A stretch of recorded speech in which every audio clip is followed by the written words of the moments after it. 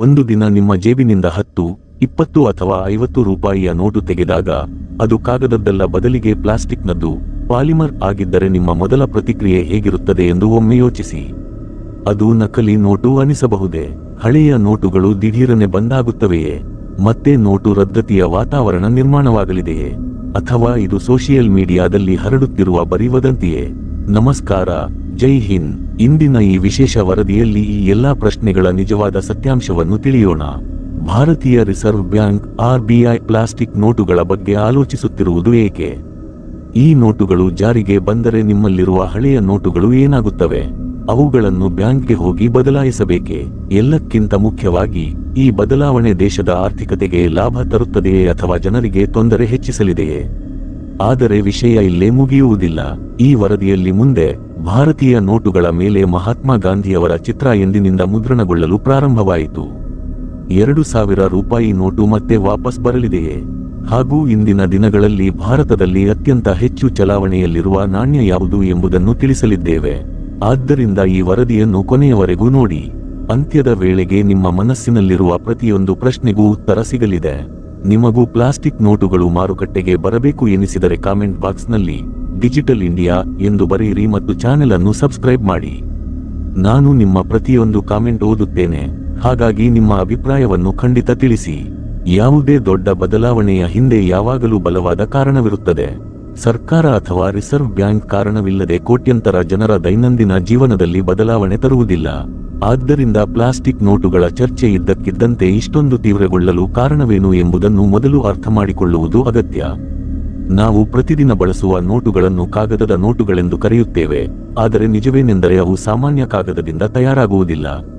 ವಿಶೇಷ ರೀತಿಯ ಕಾಟನ್ ಮತ್ತು ಲಿನನ್ ಮಿಶ್ರಣದಿಂದ ತಯಾರಿಸಲಾಗುತ್ತದೆ. ಇದರಿಂದ ಅವು ಗಟ್ಟಿಯಾಗಿರುತ್ತವೆ ಮತ್ತು ಬೇಗನೆ ಹಾಳಾಗುವುದಿಲ್ಲ. ಆದಾಗ್ಯೂ ಸತತ ಬಳಕೆಯಿಂದಾಗಿ ಈ ನೋಟುಗಳು ಮೆಲ್ಲನೆ ತಮ್ಮ ಗುಣಮಟ್ಟವನ್ನು ಕಳೆದುಕೊಳ್ಳತೊಡಗುತ್ತವೆ. ಒಮ್ಮೆ ನಿಮ್ಮ ಸುತ್ತಮುತ್ತ ಗಮನಿಸಿ. ಮಾರುಕಟ್ಟೆಯಲ್ಲಿ 10, 20 ಮತ್ತು 50 ರೂಪಾಯಿಯ ಎಷ್ಟು ನೋಟುಗಳ ಮೇಲೆ ಟೇಪ್ ಹಚ್ಚಿರುವುದು ಕಂಡುಬರುತ್ತದೆ.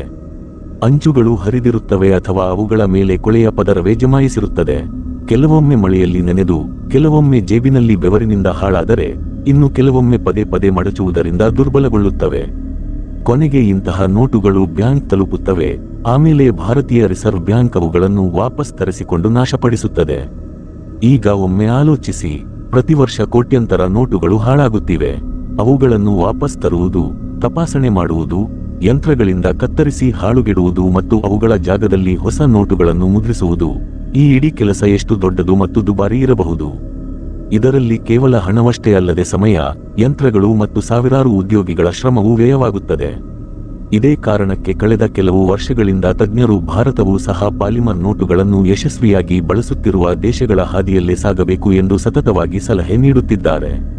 ಈಗ ಪ್ರಶ್ನೆ ಏನೆಂದರೆ, ಅಷ್ಟಕ್ಕೂ ಈ ಪಾಲಿಮರ್ ನೋಟು ಎಂದರೆ ಏನು? ಹೆಸರು ಕೇಳಿದರೆ ಇದು ಯಾವುದೋ ಸಾಮಾನ್ಯ ಪ್ಲಾಸ್ಟಿಕ್ನಿಂದ ಮಾಡಲ್ಪಟ್ಟಿದೆ ಎನಿಸಬಹುದು, ಆದರೆ ನಿಜವಾಗಿಯೂ ಹಾಗಿಲ್ಲ. ಪಾಲಿಮರ್ ಎಂಬುದು ವಿಶೇಷ ರೀತಿಯ ಬಲವಾದ, ನಮ್ಯತೆ, ಫ್ಲೆಕ್ಸಿಬಿಲಿಟಿ ಹೊಂದಿರುವ ಮತ್ತು ವೈಜ್ಞಾನಿಕವಾಗಿ ತಯಾರಿಸಿದ ವಸ್ತುವಾಗಿದ್ದು, ಇದನ್ನು ಪ್ರತ್ಯೇಕವಾಗಿ ನೋಟುಗಳನ್ನು ತಯಾರಿಸಲು ವಿಕಸನಗೊಳಿಸಲಾಗಿದೆ. ಇದೇ ಕಾರಣಕ್ಕೆ ಇದನ್ನು ಸಾಮಾನ್ಯ ಪ್ಲಾಸ್ಟಿಕ್ಗಿಂತ ಸಂಪೂರ್ಣವಾಗಿ ವಿಭಿನ್ನ ಎಂದು ಪರಿಗಣಿಸಲಾಗುತ್ತದೆ. ಈ ನೋಟುಗಳ ಅತಿ ದೊಡ್ಡ ವಿಶೇಷತೆ ಎಂದರೆ ಅವುಗಳ ಬಾಳಿಕೆ. ಆಕಸ್ಮಿಕವಾಗಿ ನೋಟು ನೀರಿನಲ್ಲಿ ಬಿದ್ದರೂ, ಮಳೆಯಲ್ಲಿ ನೆನೆದರೂ ಅಥವಾ ಬಟ್ಟೆಗಳ ಜೊತೆ ವಾಷಿಂಗ್ ಮೆಷಿನ್ಗೆ ಹೋದರೂ ಸಹ ಹಾಳಾಗುವ ಸಾಧ್ಯತೆ ತೀರಾ ಕಡಿಮೆ ಇರುತ್ತದೆ. ಸ್ವಲ್ಪ ಒಣಗಿಸಿದ ನಂತರ ಅದನ್ನು ಮತ್ತೆ ಬಳಸಬಹುದು. ಅಷ್ಟೇ ಅಲ್ಲದೆ ಎಣ್ಣೆ, ತೇವಾಂಶ, ಧೂಳು ಮತ್ತು ದೈನಂದಿನ ಬಳಕೆಯಿಂದಲೂ ಅವುಗಳ ಮೇಲೆ ಬೀರುವ ಪರಿಣಾಮವು ತುಂಬಾ ಕಡಿಮೆ.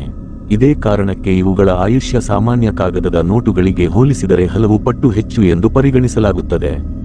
ತಜ್ಞರ ಪ್ರಕಾರ ಒಂದು ಪಾಲಿಮರ್ ನೋಟು 3 ರಿಂದ 4 ಪಟ್ಟು ಹೆಚ್ಚು ಸಮಯದವರೆಗೆ ಬಾಳಿಕೆ ಬರಬಲ್ಲದು. ಈಗ ಯಾವುದೇ ಒಂದು ನೋಟು 4 ಪಟ್ಟು ಹೆಚ್ಚು ಸಮಯ ಬಾಳಿಕೆ ಬಂದರೆ, ಸರಳವಾಗಿ ಹೇಳಬೇಕೆಂದರೆ ಅದನ್ನು ಪದೇ ಪದೇ ಮುದ್ರಿಸುವ ಅಗತ್ಯವು ಕಡಿಮೆಯಾಗುತ್ತದೆ. ಇದರಿಂದ ಸರ್ಕಾರದ ವೆಚ್ಚ ಕಡಿಮೆಯಾಗಿ, ಅದೇ ಹಣವನ್ನು ದೇಶದ ಇತರ ಅಭಿವೃದ್ಧಿ ಕೆಲಸಗಳಿಗೆ ಬಳಸಬಹುದು. ಆದರೆ ಸ್ನೇಹಿತರೆ, ಪಾಲಿಮರ್ ನೋಟಿನ ನಿಜವಾದ ಶಕ್ತಿ ಕೇವಲ ಅದರ ಬಾಳಿಕೆ ಮಾತ್ರವಲ್ಲ. ಇಂದು ಪ್ರಪಂಚದ ಪ್ರತಿಯೊಂದು ದೇಶದ ಮುಂದೆಯೂ ಕಳ್ಳನೋಟುಗಳ ದೊಡ್ಡ ಸವಾಲಿದೆ. ವಂಚಕರು ಹೊಸ ತಂತ್ರಜ್ಞಾನಗಳನ್ನು ಬಳಸಿ ಅಸಲಿಯಂತೆಯೇ ಕಾಣುವ ನೋಟುಗಳನ್ನು ತಯಾರಿಸಲು ಯತ್ನಿಸುತ್ತಿರುತ್ತಾರೆ. ಇಂತಹ ಸಂದರ್ಭದಲ್ಲಿ ಪಾಲಿಮರ್ ನೋಟುಗಳು ಈ ಅಪಾಯವನ್ನು ಬಹುಮಟ್ಟಿಗೆ ಕಡಿಮೆ ಮಾಡಬಲ್ಲವು. ಇವುಗಳಲ್ಲಿ ಪಾರದರ್ಶಕ ಕಿಟಕಿ, ಟ್ರಾನ್ಸ್ಪರೆಂಟ್ ವಿಂಡೋ, ಆಧುನಿಕ ಹೋಲೋಗ್ರಾಮ್, ಮೈಕ್ರೋ ಸೆಕ್ಯುರಿಟಿ ಫೀಚರ್ಗಳು ಹಾಗೂ ಹಲವು ಭದ್ರತಾ ಲಕ್ಷಣಗಳನ್ನು ಅಳವಡಿಸಬಹುದು. ಇವುಗಳನ್ನು ನಕಲು ಮಾಡುವುದು ಅತ್ಯಂತ ಕಷ್ಟ. ಇದೇ ಕಾರಣಕ್ಕೆ ಹಲವು ದೇಶಗಳು ಇವುಗಳನ್ನು ಅಳವಡಿಸಿಕೊಂಡ ನಂತರ ನಕಲಿ ನೋಟುಗಳ ಹಾವಳಿ ಕಡಿಮೆಯಾಗಿದೆ ಎಂದು ಹೇಳಿಕೊಂಡಿವೆ. ಇನ್ನೊಂದು ಕುತೂಹಲಕಾರಿ ವಿಷಯ ಬಹುಶಃ ನೀವು ಮುಂಚೆಂದು ಕೇಳಿರಲಿಕ್ಕಿಲ್ಲ. ಅಂಧರು, ದೃಷ್ಟಿಹೀನರು ಸಹ ಕೇವಲ ಸ್ಪರ್ಶಿಸುವ, ಮುಟ್ಟುವ ಮೂಲಕವೇ ತಮ್ಮ ಕೈಯಲ್ಲಿ ಎಷ್ಟರ ಮೌಲ್ಯದ ನೋಟಿದೆ ಎಂಬುದನ್ನು ಗುರುತಿಸುವಂತೆ ಈ ನೋಟುಗಳನ್ನು ವಿನ್ಯಾಸಗೊಳಿಸಬಹುದು. ಇವುಗಳಲ್ಲಿರುವ ಉಬ್ಬಿದ ವಿಶೇಷ ಗುರುತುಗಳು ಸುದೀರ್ಘ ಕಾಲದವರೆಗೆ ಹಾಗೆಯೇ ಉಳಿಯುತ್ತವೆ. ಆದರೆ ಹಳೆಯ ಕಾಗದದ ನೋಟುಗಳಲ್ಲಿ ಸಮಯ ಕಳೆದಂತೆ ಇಂತಹ ಗುರುತುಗಳು ಸವೆದು ಹೋಗುತ್ತವೆ. ಈಗ ನಿಮಗನಿಸಬಹುದು, ಈ ತಂತ್ರಜ್ಞಾನ ಸಂಪೂರ್ಣವಾಗಿ ಹೊಸದೇನೋ ಎಂದು. ಆದರೆ ಸತ್ಯಾಂಶವೇ ಬೇರೆ ಇದೆ.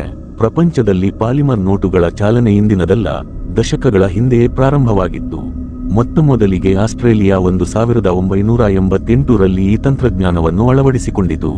ಆನಂತರ Canada, Britain, New Zealand, Singapore, Malaysia, Vietnam, Romania ಹಾಗೂ ಇನ್ನೂ ಹಲವು ದೇಶಗಳು ಈ ನಿಟ್ಟಿನಲ್ಲಿ ಹೆಜ್ಜೆ ಇಟ್ಟವು. ಇಂದು ಪ್ರಪಂಚದ ಹಲವು ದೇಶಗಳಲ್ಲಿ ಪಾಲಿಮರ್ ನೋಟುಗಳು ಸಾಮಾನ್ಯ ವಿಷಯವಾಗಿಬಿಟ್ಟಿವೆ. ಆದರೆ ಈಗ ಅತಿ ದೊಡ್ಡ ಪ್ರಶ್ನೆ ಏನೆಂದರೆ, ಭಾರತವು ಅದೇ ಹಾದಿಯಲ್ಲಿ ಸಾಗುತ್ತಿದೆಯೇ?